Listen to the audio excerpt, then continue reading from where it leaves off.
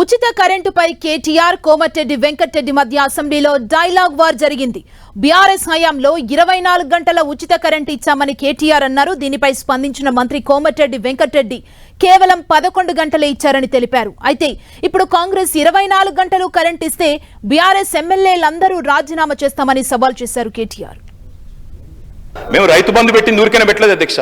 మా ఉద్దేశం వ్యవసాయ స్థిరీకరణ, వ్యవసాయ స్టెబిలైజేషన్, అగ్రికల్చర్ స్టెబిలైజేషన్. ఆ కార్యక్రమంలోనే కొన్ని విప్లవాత్మకమైన కార్యక్రమాలు తీసుకున్నాం అధ్యక్ష. అందులో ముఖ్యమైనది అధ్యక్ష 24 గంటల నిరంతర విద్యుత్. తెలంగాణ వచ్చినాడు అధ్యక్ష, కరెంటు లేదు. తర్వాత మీరు చూసినట్టయితే ఆనాడు దాదాపు పొద్దున 3 గంటలు, రాత్రి 4 గంటల అధ్యక్ష కరెంటు. దొంగ రాత్రి అర్ధరాత్రి వచ్చే కరెంటు కోసం కావలగాసే దుస్థితి, దాన్ని మార్చాలనుకున్నాం సమూలంగా. 24 గంటల నాణ్యమైన ఉచిత విద్యుత్ రైతులకు అందించిన ఒకే ఒక్క నాయకుడు భారతదేశంలో కేసీఆర్ గారు అధ్యక్ష. 24 గంటలు ఇచ్చినామని చెప్పినప్పుడు మధ్యలో మా పిసిసి ప్రెసిడెంట్గా ఉన్నవారు అమెరికాలో ఏదో మాట్లాడితే నేను అప్పుడు ఇమీడియట్గా నెక్స్ట్ డేనే బండ సోమవారం అని భువనగిరి మండలం ఒక సబ్స్టేషన్కి వెళ్ళి లాగ్ బుక్ చెక్ చేయించి 4 నెలలకి లాగ్ బుక్ చెక్ చేయించి ఆపరేటర్తోనే నేను ఇంటర్వ్యూ తీసుకొని ఎన్ని గంటలు వస్తున్నాయంటే 10-11 గంటలు సార్, రికార్డు ఉంది సార్, నేను పంపిస్తాను మీకు. మ్యాక్సిమం అంటే 14 గంటలు, అందులో 5-6 సార్లు పోతుంది కరెంట్ అని ఐలై అనే ఆపరేటర్ రిటైల్ లైన్మెన్ని మళ్ళీ వీలు పెట్టుకున్నాం. మిస్గైడ్ చేస్తుంది తెలంగాణ ప్రజలు.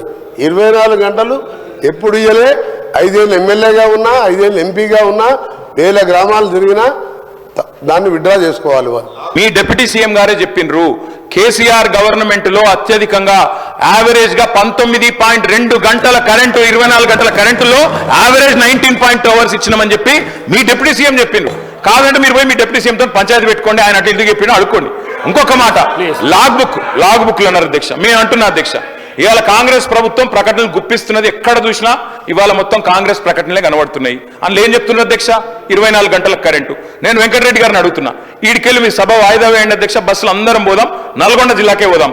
ఈ రోజు ఏ ఒక్క లాగ్ బుక్ లోనన్నా 24 గంటల కరెంటు వస్తున్నట్టు చూపెడితే మేము మొత్తం శాసనసభాపక్షం రాజీనామా చేస్తామని చెప్పి నేను ఆయన అడుగుతా ఉన్నా అధ్యక్ష. కరెంటు మీద 24 గంటలు అన్నప్పుడు మాత్రం నేను లేచాను.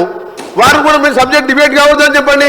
మేము అడగ మధ్యలో ఇది రైతులకు సంబంధించి అంటే ఓన్లీ రైతు భరోసా, రైతులకు వేరే సబ్జెక్ట్ మాట్లాడలేదు. ఇంపార్టెంట్ చర్చ ఇది డైవర్ట్ అయితే. అవును సార్, మీరు కరెంటు విషయం కోసం మళ్ళీ వేరే చర్చ పెట్టండి. కరెంటు మీద వేరే చర్చ పెట్టండి. లాగ్ బుక్ లేదో బయట పెడతా నేను. ప్లీజ్ కూర్చోండి. మంత్రి గారు తప్పకుండా ఈ విషయం తెలుసుకోవాలి, ముఖ్యంగా నల్గొండ జిల్లా మంత్రి గారు. అధ్యక్ష, కేసీఆర్ ప్రభుత్వంలో నల్గొండ జిల్లాకు జరిగింది ఏంది అంటే ఒక్క నిమిషంలో చెప్పాలి అంటే అధ్యక్ష, భారతదేశం మొత్తంలో తెలంగాణ నెంబర్ 1 స్థాయికి చేరుకుంటే ధాన్యం పండించడంలో, ధాన్యం ఉత్పత్తిలో, అందులో ఉమ్మడి జిల్లా తీసుకుంటే అధ్యక్ష, మొత్తం తెలంగాణనేమో భారతదేశంలో ధాన్యం ఉత్పత్తిలో నెంబర్ 1 అయితే తెలంగాణలోని ఉమ్మడి 10 జిల్లాల్లో వరి ధాన్యం పండించడంలో నెంబర్ 1 జిల్లా నల్గొండ జిల్లా అనే మాట నేను గౌరవ మంత్రి గారికి చెప్తా ఉన్నా అధ్యక్ష. అత్యధికంగా ధాన్యం పండింది నల్గొండ. ఇది వారు తెలుసుకోవాలా, తెలుసుకొని మాట్లాడాలని చెప్పి నేను కోరుతా ఉన్నాను. వేరే ఏమంటారు అధ్యక్ష, మిస్గైడ్ చేస్తున్నాను. నల్గొండ జిల్లాలో ఎక్కువ ధాన్యం పండింది. ఎట్లా పండింది అధ్యక్ష? ఆనాడు ఇందిరాగాంధీ జవహర్లాల్ నెహ్రూ పూర్తి చేసిన సాగర్ డ్యామ్తో 8 lakhs acres AMRP project NT Rama Rao మొదలు పెడితే ఆ తర్వాత డిస్ట్రిబ్యూట్ కెనాల్తో 400 కోట్లతో నేను రాజశేఖర రెడ్డి గారు సీఎం ఉన్నప్పుడు పూర్తి చేస్తే వచ్చిన పంట. ఈసారి మన పోయినసారి అధ్యక్ష క్రాప్ హాలిడే. ఎందుకు క్రాప్ హాలిడే? ఈయన జగన్మోహన్ రెడ్డి గారు వీళ్ళకి బిర్యానీ పెట్టి వీళ్ళ ఫ్రెండ్షిప్ వేరే.